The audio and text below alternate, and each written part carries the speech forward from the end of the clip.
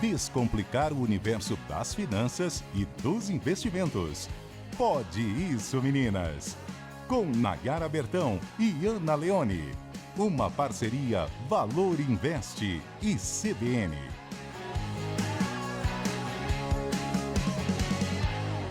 O ano de 2024 foi mais um ano da renda fixa.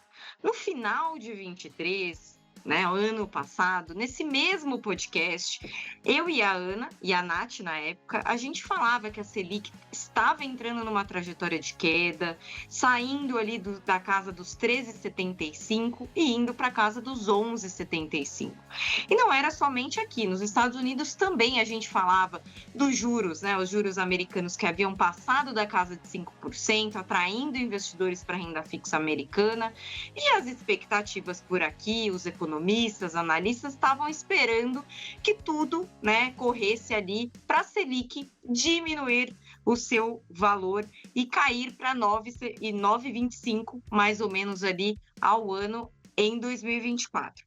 O problema foi que um ano já se passou e as previsões não se concretizaram. Pelo contrário, o cenário realmente está completamente diferente. Mas a renda fixa ainda vai continuar cheia de oportunidades para o ano que vem? Eu, Nayara Bertão, estou aqui com a Ana Leone. Oi, pessoal! E vamos receber, aliás, estamos recebendo, de novo aqui para esse repeteco sobre expectativas para renda fixa, a Marília Fontes, sócia fundadora da Nord Investimentos, que vai esclarecer um pouco esse cenário para a gente, o que aconteceu esse ano, o que a gente espera para o ano que vem. Seja bem-vinda de novo, Marília. Obrigada, Nayara. Obrigada, Ana. Obrigada pelo convite de estar aqui novamente. Vamos ver aí se para o próximo ano a gente não entra um pouco mais otimista, né? A gente falou que vai fazer uma sabatina, vai bater ponto a ponto o que você falou para a gente lá atrás, para saber o que aconteceu. Boa. É isso aí, acho que a gente pode começar com isso. Podemos começar com essa pergunta, inclusive. O que é que foi que aconteceu, Marília? Nos conte. E até para dar um contexto aqui para você falar, Marília, a gente tem, por exemplo, eu peguei aqui os dados do relatório Focus, do Banco Central, que ele compila ali dezenas, em alguns casos até centenas, mais de uma centena de análises de expectativas de economistas, casas, enfim, acho que vocês, inclusive, devem contribuir. E no começo do ano, 5 de janeiro, o Focus ele mostrava uma Selic, uma expectativa da Selic, a taxa básica de juros, de 9% para o fim de 2024 e de 8,5% para o fim de 2025. Agora, na semana passada, por exemplo, a expectativa já era a gente fechar esse ano ali 11,75 em média, tem gente já apostando até um pouco mais, e para 2025 na casa de 11,50. Mudou tudo, Conta pra gente o que aconteceu esse ano, de lá para cá, da nossa última conversa para cá, que realmente mexeu com esse cenário. Realmente mudou tudo mesmo. Eu estava bem mais otimista entrando no ano passado. Eu achava que a gente ia ter uma trajetória da Selic consistente, daria para a gente ver a Selic caindo, como um ciclo normal de juros, O Banco Central ele começa subindo o juro para desaquecer a economia. Aí a gente vê, nos dados econômicos, a economia de fato desaquecendo, consumo caindo, desemprego aumentando um pouquinho e aí finalmente a inflação cedendo. Mas este ano a gente não viu esse movimento. Apesar da Selic ter ido para 13, para cima de 13, a gente não viu os dados da economia desaquecendo. O desemprego está nas mínimas históricas, os dados de consumo não param de surpreender para cima, a massa salarial real, que é o quanto as pessoas realmente estão recebendo de salários, está crescendo bastante e acima da inflação, é um crescimento real. Então, a economia, a atividade está bem aquecida. E isso envolve também uma política de incentivos fiscais muito maior do que a gente tinha imaginado. O ano passado, no começo do ano passado, foi anunciado, pelo governo Haddad, pelo ministro Haddad, que eles fariam o arcabouço fiscal e com isso teríamos uma restrição de gastos, prevendo já um equilíbrio fiscal, né? Que o mercado demandava muito esse equilíbrio fiscal. E o que a gente viu ao longo do ano foi que a meta do arcabouço fiscal não foi cumprida, foi alterada, e aí todo mundo já começou a ficar, né, a descredibilizar o arcabouço, imaginar que da próxima vez que o governo não cumprir a meta, vai alterar a meta de novo. Aí as expectativas começaram a piorar, o dólar começou a piorar.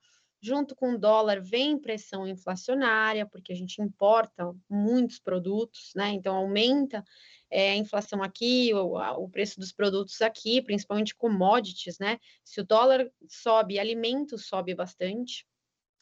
Então, a gente, na verdade, teve um desarranjo econômico por conta desses estímulos excessivos.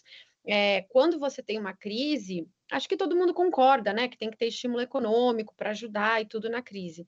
Mas não é o caso mais, né? A gente está com uma atividade super forte, não teria necessidade de um estímulo fiscal como esse que a gente vem tendo. Esse estímulo acaba só gerando inflação, né, superaquecendo a economia e fazendo com que, infelizmente, o Banco Central tenha que subir o juro novamente, ao contrário do que qualquer um esperava numa hora dessas. Quais são os Há uma tipos de saga, né, essa incentivo? questão. Pois Desculpa, é. Não, imagina, e é uma saga mesmo, né. eu queria que você desse até alguns exemplos desses estímulos, né? Porque eu acho que você traz uma fotografia muito positiva se a gente olha, né? Poxa, a gente está com a taxa de desocupação nos menores patamares, a gente está com a economia girando, tudo bem que tem o dólar aí que afeta muito o cotidiano do brasileiro, por mais que a gente acredite que não, mas quais são esses estímulos? O que está sendo praticado que traz esse cenário ou que não aproveita, né? Já que está tudo tão bom, ainda está colocando esses incentivos, como você mesma diz. Quais são eles, assim, se você pudesse destacar alguns? Ana, são uma série de incentivos dos mais variados lugares, tanto fiscais quanto parafiscais. Do ponto de vista fiscal, a gente olha um crescimento muito grande de gastos com previdência e com benefícios.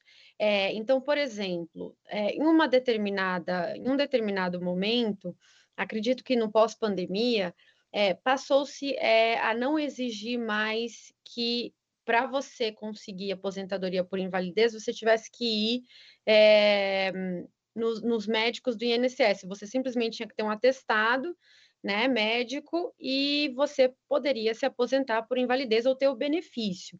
E isso fez, obviamente, com que explodisse, né, o número de beneficiários. O que a gente vê são várias pessoas aí com benefícios que não seriam justificados, né? Gastos também com previdência aumentaram muito, mesmo depois da reforma da Previdência, acima do que a gente imaginava. Então, esses gastos, como são gastos obrigatórios,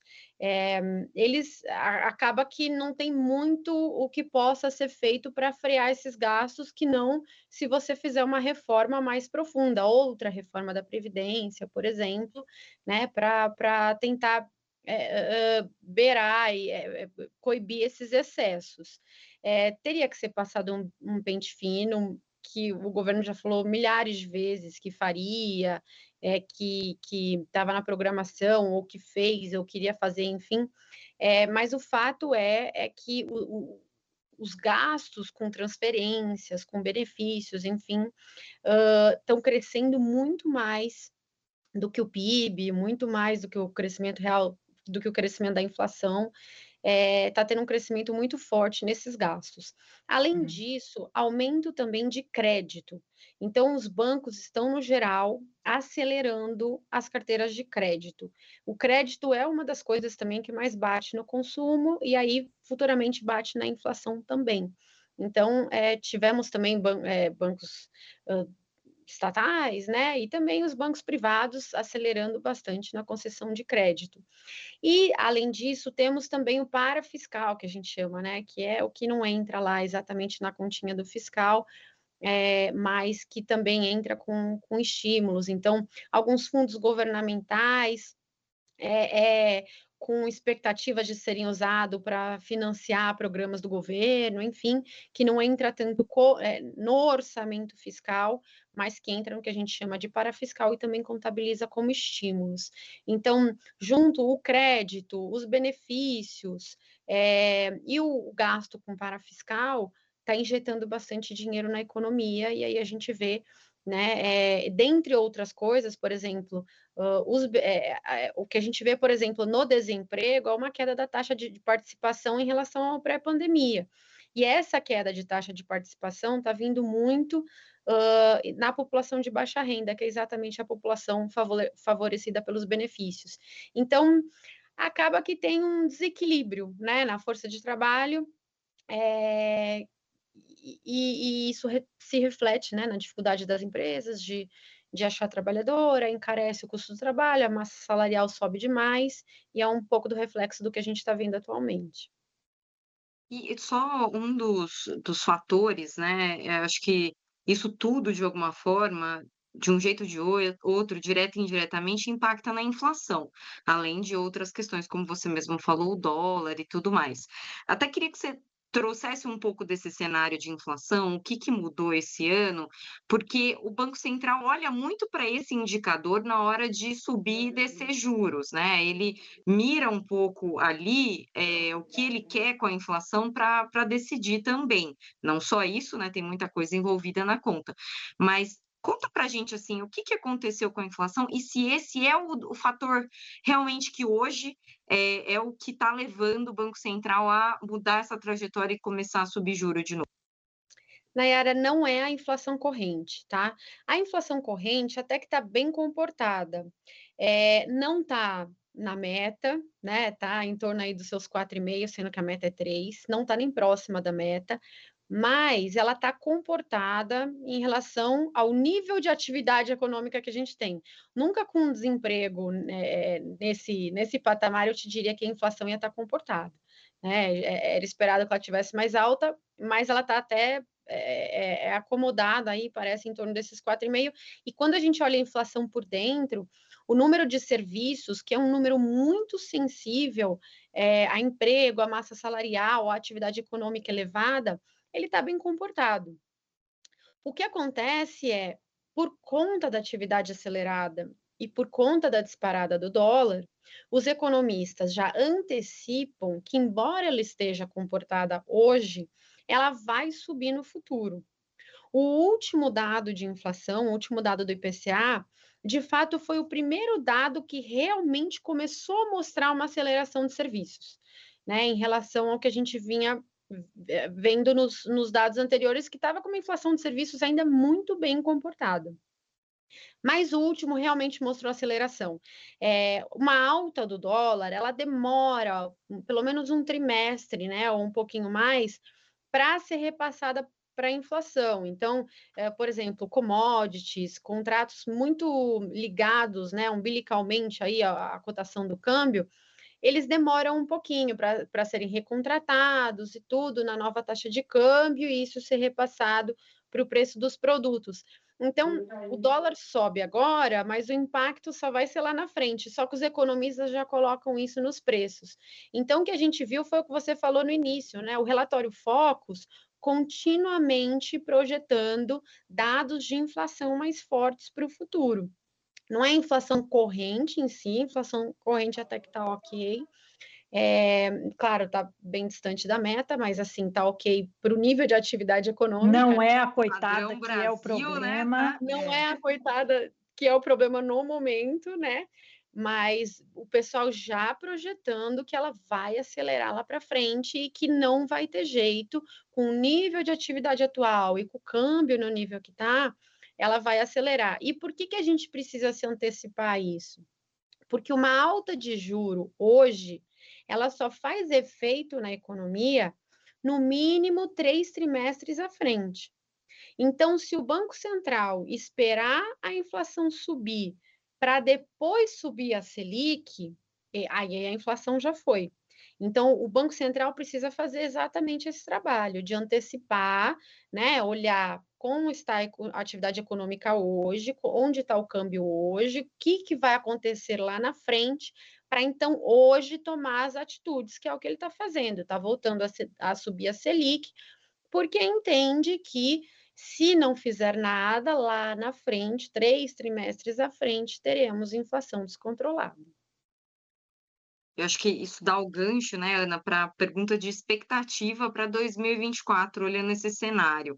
Eu acho que a gente pode até falar de expectativa do próprio a própria inflação, né, mas do juro também. E acho que dentro dessa equação, o que você comentou no início, a questão fiscal, né, até que ponto, isso deve pesar ano que vem? Há uma expectativa de que ainda esse ano tenha, alguma resolução e isso pode amenizar? Enfim, o que vocês estão colocando nas planilhas aí de análise? Olha, eu tenho muita esperança, né, que a gente consiga endereçar o fiscal brasileiro. Eu sou mais otimista, assim. Eu acho que é um problema conhecido, né? É um problema, não é, obviamente, não é fácil de resolver, porque tem a questão política, é sempre muito difícil cortar gastos. Agora, a gente, como sociedade, precisa endereçar esse problema. Não dá para todo ano a gente falar de equilíbrio fiscal, né? Não dá para os gastos crescerem ad eterno, e ninguém se preocupar com isso. Assim, precisa de uma solução definitiva. E ela é conhecida, né? Todo mundo sabe o que tem que fazer, é só um pouco de vontade política. Infelizmente, no Brasil, a gente para a gente resolver os problemas estruturais, a gente precisa que eles sejam levados ao limite, né? Assim, a gente precisa realmente estar no meio de uma crise, o câmbio precisa ir para 6, para 7, a inflação precisa disparar para realmente a gente fazer alguma coisa a respeito. Então, essa é a parte ruim, né? Tem que estourar um pouco a corda para a gente ter vontade política de resolver o problema de uma forma definitiva. Mas eu tenho esperança, sim. O próprio governo já vem mudando um pouco o discurso, né? No começo desse ano, o discurso era um pouco mais: não vou fazer reajuste, não vou cortar gastos, vou pensar nas mais pobres, enfim, era um outro tipo de discurso. Aí o mercado falou, né? O mercado ele tem muito medo do governo não pagar a dívida pública. Vamos lembrar que é o mercado que financia a dívida pública, né? O mercado só quer um bom pagador, assim, tá bom. Eu te dou dinheiro para você financiar a dívida pública, em troca, só me promete que você vai pagar, né, o dinheiro, meu patrimônio, enfim. Não é pedir muita coisa. E conforme o governo foi dando esses indícios de que não era prioridade o equilíbrio fiscal, o mercado foi dificultando um pouquinho mais o financiamento da dívida pública e o Pitu resolveu aparecer. Temos um novo integrante no nosso papo aqui, Ele ela... adora aparecer. E aí, conforme o governo foi dando esses sinais, o mercado foi mandando dinheiro para fora, né? Mandando recursos para fora e o dólar foi desvalorizando e o dólar bate na inflação. Então, eu tenho muita esperança de que agora o governo tenha realmente entendido a gravidade, né, do problema, e dê sinais assim bem contundentes para o mercado de que a gente vai ter um controle fiscal suficiente aí para, né, manter estável, que seja estável a trajetória da dívida pública. Eu acho que já seria aí muito bom para o mercado e o mercado já acalmaria. E aí, em a gente tendo um dólar minimamente controlado, a gente pode voltar a ter um ciclo de queda dos juros, porque com o dólar a 5,80, a gente precisa de uma Selic de 13, de 14. Com o dólar a 5, a gente pode ter uma Selic de 9. Então, o dólar ele é uma variável muito importante para a gente calibrar a nossa Selic. Bom, acho que a gente teve um bom pano de fundo aqui para aquela pergunta que vale 1 milhão, se investido na renda fixa, se na renda variável é diferente. A gente vai conversar com alguém sobre renda variável, mas que é o seguinte: de fato, esse ano foi um ano muito propício para os investidores em renda fixa. A gente sabe que o brasileiro tem esta preferência, todas as pesquisas mostram, e quando a gente olha mesmo a alocação dos recursos, a gente vê uma predominância em renda fixa, não à toa, né? Porque, dado tudo isso que a gente está falando, eu até brinco, né? É difícil sair do quentinho da renda fixa, que está ali, né? Ou gostosinho, você só fica olhando o bichinho crescer. Mas a gente entende, então, por esse lado, mas Ainda temos oportunidades? Ou vai ser um ano diferente? Ou vai ser esse ano do quentinho da renda fixa para a maior parte dos investidores? Ou em algum momento a gente tem que pensar de um jeito diferente quando a gente está falando em 2025? Pois é, né, eu fico muito em dúvida, assim, ainda. Eu acho que vai ser um ano ainda de taxa de juro alta e, portanto, se você investir em renda fixa, você vai ter retornos ainda, né, de quase 1% ao mês. Então, fica difícil mesmo sair da renda fixa para se aventurar muito em outros produtos de maior risco. Enquanto a taxa de juros estiver muito alta, vai ser difícil você ver um rally muito grande na bolsa, né? A taxa de juro alta, ela segura muito a performance da bolsa historicamente. Então, acho que ainda vai ser um ano difícil. Vejo vontade política muito grande para fazer um ajuste fiscal muito relevante? Não vejo. Então, posto isso, acho que também não teria espaço para a gente ver uma Selic muito mais baixa, tá? Então, acho sim que vai ser ainda um ano de Selic alta, um ano de juro em geral alto e investimentos de renda fixa performando maravilhosamente bem. E investidores aí não se sentindo ainda confortáveis para tomar uma posição de risco.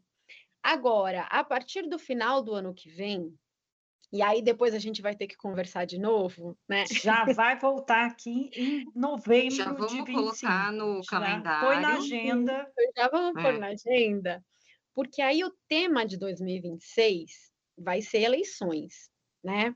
E aí, quando o tema de eleições entrar na pauta, vai depender muito da proposta dos próximos candidatos para o fiscal.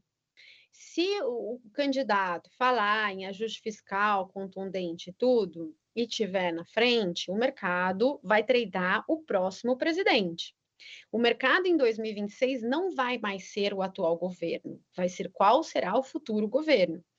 E se o mercado perceber que o futuro governo vai ser ou tem chances altas de ser um fiscalista, o mercado vai operar isso. E aí, se você ficar de fora da bolsa neste momento, você vai perder o rally. Então, a partir assim, quanto mais para o final do ano a gente tiver, mais para o final do ano que vem, menos a conversa vai ser o que este governo vai fazer e o que o próximo governo vai fazer. E aí o mercado, e principalmente a bolsa, vai operar muito isso, porque a esperança de ter um equilíbrio fiscal e uma Selic potencialmente mais baixa é o que vai mexer no preço das ações. E aí, ou você está dentro, ou você decide correr esse risco e vai ser muito bem remunerado se acertar, ou você fica de fora, mas quando você decide entrar, vai estar outro preço, É entendeu? interessante isso que você Faz está sentido. falando, porque a gente conversou há 2 semanas com o Rodrigo Sgavioli, head de alocação da XP, e ele disse, em outras palavras, isso que você está falando, né? Que uma decisão, a gente estava falando ali de diversificação, que uma decisão de diversificação ela tem que ir além das circunstâncias de curto prazo, porque senão você corre o risco de ficar fora de algo que seja mais efetivo ou mais bem organizado no curto prazo. Ele diz justamente isso, que o que a gente vê hoje ele é circunstancial, ele pode demorar mais tempo ou menos tempo, mas é a partir de uma circunstância. Se você só considera esta circunstância presente para tomar as suas decisões de investimento mais de longo prazo, isso pode comprometer as oportunidades que também podem aparecer. Então, é interessante porque ele falou justamente sobre isso, e as pessoas tendem a achar que é sempre uma coisa ou outra, né?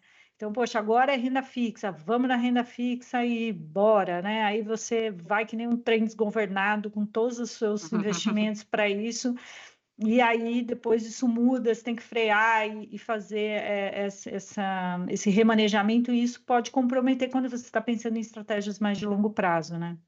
É isso mesmo. A gente teve um cenário parecido em 2014 a 2016, né? A Selic subiu muito, aí a bolsa sofreu bastante e sofreu assim por 3 anos seguidos. E muita gente saiu da bolsa nesse momento. Em 2016, quando o juro virou e começou a cair, a gente teve um rally muito forte da bolsa, assim, coisa de algumas ações queridinhas do mercado subindo 100%. Então, é o tipo de coisa que tem a capacidade de mudar o patamar do seu patrimônio, né? Se você escolher boas empresas e aceitar tomar o risco e ser paciente, pensar no longo prazo, como você colocou, você pode colher bons frutos, né? E quanto mais vai chegando perto de 2026, mais você não vai ter tempo de se posicionar depois. Assim, ou você se posiciona para colher os frutos lá na frente, ou você vai perder. Não, O não resto dá tempo de frear o trem desgovernado, né? Então é é melhor isso. você ir freando os trens aos poucos. Mas eu até queria entrar um pouco mais no detalhe de até escolha, né, de títulos ou, indexadores, eventualmente, que são interessantes, porque renda fixa a gente fala como se fosse uma coisa só, e tem muita coisa envolvida. E até a Ana falou desse negócio circunstancial, teve um mercado se agitou bastante ali com o título de renda fixa do Tesouro, encostando em IPCA mais 7, né, como se fosse, tipo, a última oportunidade da vida.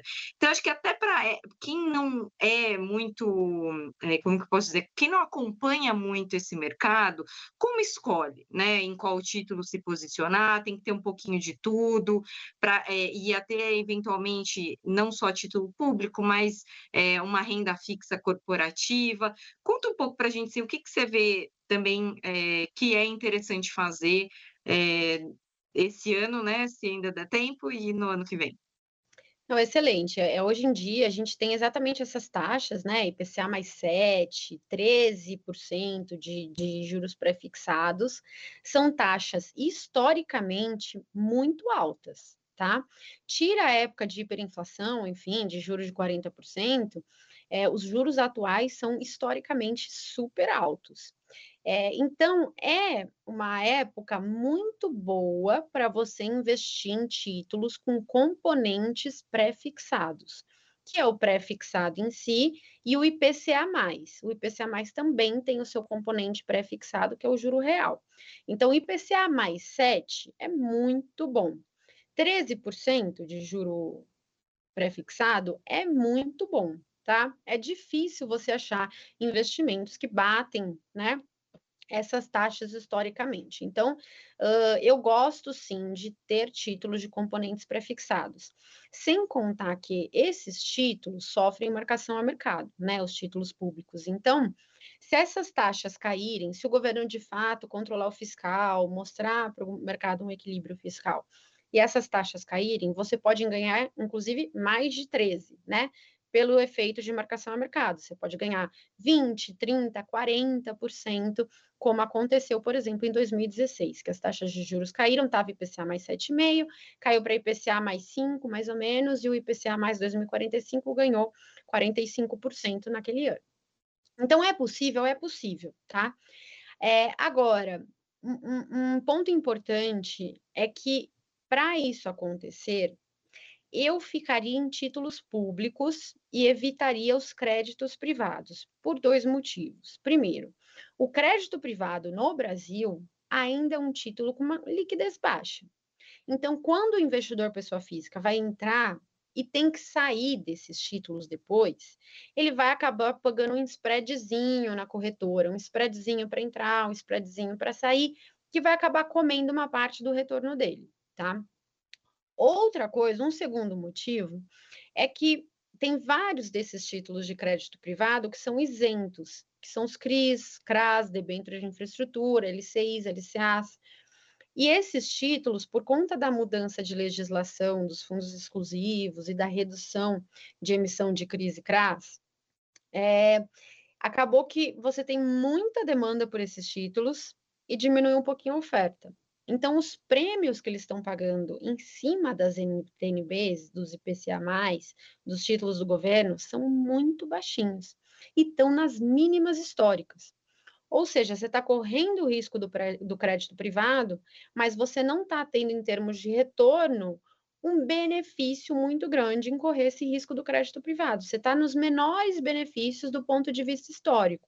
Então, você tem menos liquidez, e menos benefício, né? Então, no momento atual, eu prefiro investir em títulos com componentes prefixados, mas do governo, porque daí você tem liquidez diária, pode sair quando quiser, tem a marcação a mercado se as taxas caírem, e você não está incorrendo em risco de crédito com spreads super baixos.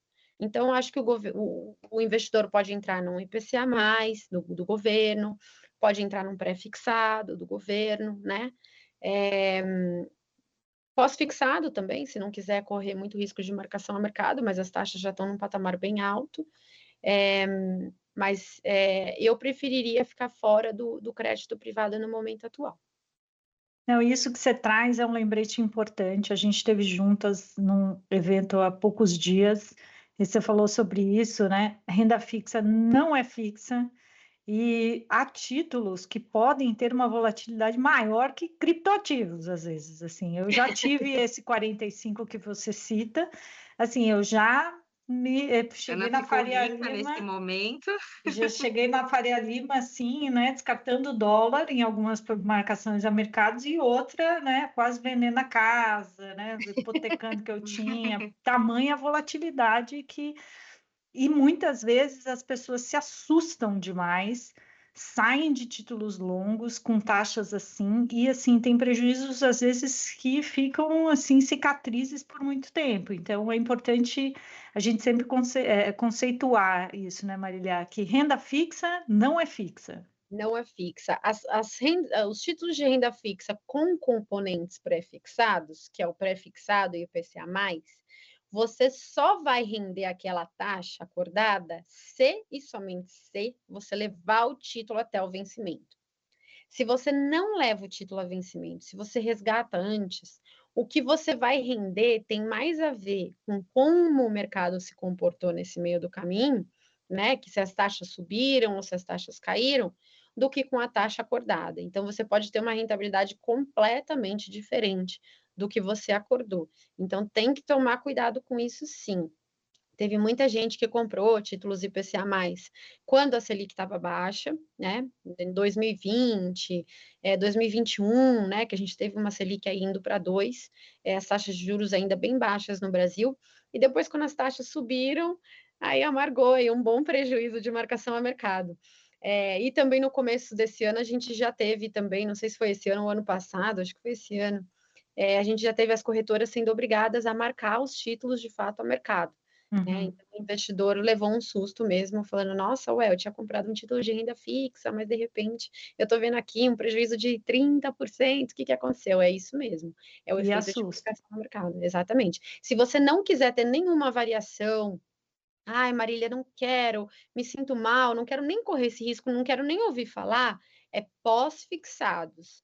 Aí é Tesouro Selic, que vai render 100% da Selic, CDB de liquidez diária, 100% do CDI, de bancão, né? Ou fundos Tesouro Selic Simples, então aí já é pós-fixados, aí você não vai ter susto, se a Selic subir, você vai render mais, se a Selic cair, você vai render menos, mas assim vai rendendo sempre um valor positivo. Então, Sem o surpresas, pós-fixado né? é aquele que você não tem erro, não tem risco nenhum, e pode ir para o pós-fixado se você não gosta da volatilidade. É aquela A coisa, gente já né? Na renda fixa, pode ser com emoção ou sem emoção, né? Com é, muitíssima emoção ou com uma emoção. Então, vale a gente categorizar para não achar que a gente está falando tudo de uma mesma coisa, né? Isso e mesmo. até a gente ia fazer por último, mas eu vou já trazer dos cuidados, né, que as pessoas têm que ter na hora de olhar para a renda fixa, de investir. Você já comentou dessa questão, né, da diferença dos títulos, o que que seria mais para um perfil conservador, quem topa um pouco mais de risco. Tem mais algum cuidado, assim, que você acha relevante? Eu acho que essa questão do risco de crédito, né? Hoje em dia está muito popular nas corretoras e tudo, de CDBs, LCIs, LCAs, de bancos médios e pequenos. O que é bom por um lado, né? Você tem aí a democratização dos investimentos, você tem o acesso aí de vários novos bancos ao mercado. Mas o investidor precisa tomar cuidado e fazer uma análise, né, de crédito desses bancos antes de investir. foram, assim, as corretoras geralmente usam bastante o argumento do FGC, né? Ah, mas o FGC protege, né? Os CDBs, LCIs, LCAs. Eu acho que, assim, isso fazia muito sentido antigamente, né? Que você tinha um mercado bem concentrado nos grandes bancos e tal. Hoje em dia você tem, por exemplo, bancos pequenos, que só eles são responsáveis por 40%, 50% da liquidez do FGC. Né, acabou que o passivo, né, foi muito pulverizado em vários bancos que pagavam taxinhas um pouquinho maiores. Então, às vezes você acha que você está seguro porque você tem a garantia do FGC, mas esquece que o FGC, na verdade, é uma seguradora, como se fosse a Porto Seguro, né? E ele também tem risco de crédito, como qualquer seguradora, né? Ele vai deixar lá no caixa, ele deixa 2,3% do que ele garante. Então, se a gente tiver, por exemplo, uma crise no sistema bancário, que hoje está muito mais pulverizado, ele não consegue garantir. Então, ele funciona muito bem como quando você não tem uma crise sistêmica.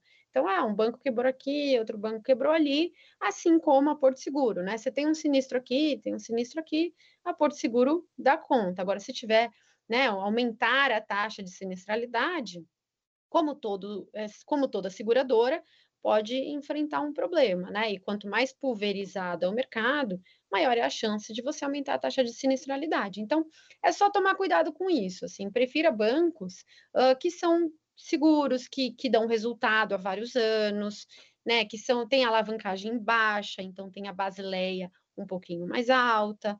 Né? Prefiro os bancos seguros e principalmente, né, se você, Marília, não sei analisar banco, então prefiro os mais seguros mesmo, os grandões e tudo, que aí você não vai ter problema. Isso é um E ponto bem você me interessante, né, que você traz, só aí um comentário. Claro. Como o FGC é um argumento de venda usado de maneira indiscriminada. Então, Uhum. se tem o FGC, vai embora que está tudo certo. E no fim, esse teu apontamento ele é muito relevante porque a gente não deve considerar apenas um fator para uma tomada de decisão. Então, cuidado. Existe esse instrumento, mas ele não é um instrumento que deve ser decisivo para né, a efetivação de uma aplicação ou não. Então, eu vejo de fato assim, é o primeiro discurso. Tem FGC? Então, não importa, vou com tudo, mas não é bem assim. Tem que olhar alguns fatores, esse é apenas um. E às vezes as É. pessoas usam esse argumento para render 5% a mais o CDI, né? Uhum. Fala assim, será que precisa realmente? Tem que pensar bem se precisa por conta de 5% a mais do CDI. Às vezes você entra num pré-fixado, num momento bom de marcação ao mercado, você ganha 45% nominal, por que você vai querer 5% da Selic, que no final vai dar 0,5% a mais para o seu investimento, né? Uhum. Então, acho que precisa ponderar aí se vale a pena. Fazer conta, né? O que eu até ia comentar, eu recebo muitas publicidades de corretora sobre oferta de ativo de emissões corporativas, e aí individuais, né, então uma empresa ou um fundo imobiliário às vezes, mas enfim, de empresa tem tido mais. Também é um cuidado a ser tomado. Sim, porque aí são os créditos privados, né? São as debêntures, os CRIs, os CRAs, às vezes fundos imobiliários também. Precisa tomar cuidado, assim, tem coisas muito boas, né, de empresas sólidas e tudo, só que as muito boas de empresas sólidas estão saindo com prêmio muito fechado. Às vezes estão saindo sem prêmio nenhum, né? Recentemente estão saindo sem prêmio nenhum, porque você teve primeiro os fundos exclusivos, que era o que os investidores usavam para evitar o imposto de renda semestral, agora eles pagam come cotas, né? Então eles pagam imposto de renda semestral. Então os investidores de fundos exclusivos migraram para fundos imobiliários, CRIs, CRAs isentos, né? Debêntures de infraestrutura isentos. Então aumentou muito a demanda por esses títulos e os spreads caíram muito. Então acho que assim não estou sentindo que está valendo a pena o risco retorno. Você está correndo risco de crédito sem nenhuma proteção, né? Porque CRIs, CRAs e debêntures muitas vezes estão saindo sem garantia nenhuma, e com uma taxa aqui muito próxima lá da taxa do governo, então sem spread de crédito nenhum. Então eu evitaria. Tem momentos que são contrários, né? No ano passado, lá para março do ano passado, foi exatamente o contrário. Quando você teve a quebra da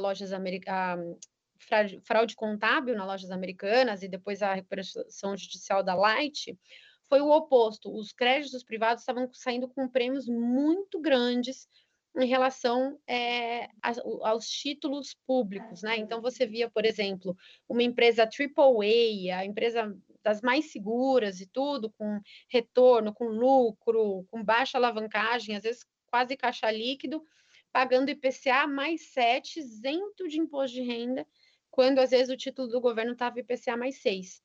Então, nessas épocas, os spreads estavam maravilhosos. E era muito bom aproveitar essa oportunidade. Mas ela passou, infelizmente. Quem aproveitou, aproveitou.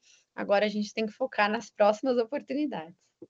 Não, e lembrando, né, que esses são instrumentos de financiamento das empresas. Então, se elas se financiam de uma maneira muito cara, também isso pode não ser uma coisa muito legal, né, para o negócio. Então, a gente também tem que olhar quem está do outro lado do balcão para fazer essa avaliação. Bom, Marília, eu vou sair daqui correndo para rever toda a minha carteira de investimentos, para ver se eu vou tomar susto ou não. Mas eu acho que você trouxe aqui temas super interessantes, se justificou bem, então temos um cenário diferente. Final do ano que vem, chamamos você de novo. Vamos conversar de novo, que o final do ano que vem vai ser animado. Então, faça aí os seus contatos para tudo ficar no eixo, para você vir e dizer, olha, tudo que eu disse aconteceu e a gente vai daqui para esperar. Então, super obrigada mais uma vez por você topar bater esse papo com a gente, foi ótimo. Super esclarecedor e educativo, né, Nay? Volte sempre. Obrigada, Nayara. Obrigada, Ana. É sempre um prazer falar com vocês. E aonde as pessoas te acham para fazer perguntas, te mandar dúvidas? Eu estou em todas as redes sociais, mas principalmente no Instagram, então Marília de Fontes, pode entrar lá e eu respondo todo mundo por DM, então pode me perguntar que eu ajudo à medida do possível, né? Ah lá, legal. Vou te mandar as minhas por lá também. Manda.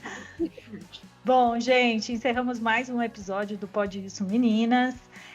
A gente está aqui toda sexta-feira com novos episódios. Semana que vem tem mais. Se você quiser saber tudo que a gente fala, não só aqui no podcast, mas também na rádio, é só acompanhar a gente nas redes sociais. Nós somos o @PodIssoMeninas, POD Isso Meninas. E pode também mandar suas dúvidas, perguntas, elogios que a gente gosta muito por e-mail. Nós somos o podissomeninas@cbn.com.br. Até semana que vem. Esse episódio contou com os trabalhos técnicos de Priscila Gubiotti e edição de Rafael Furugem e Renato Barcelos. Descomplicar o universo das finanças e dos investimentos. Pode Isso, Meninas! Com Nayara Bertão e Ana Leone. Uma parceria Valor Investe e CBN.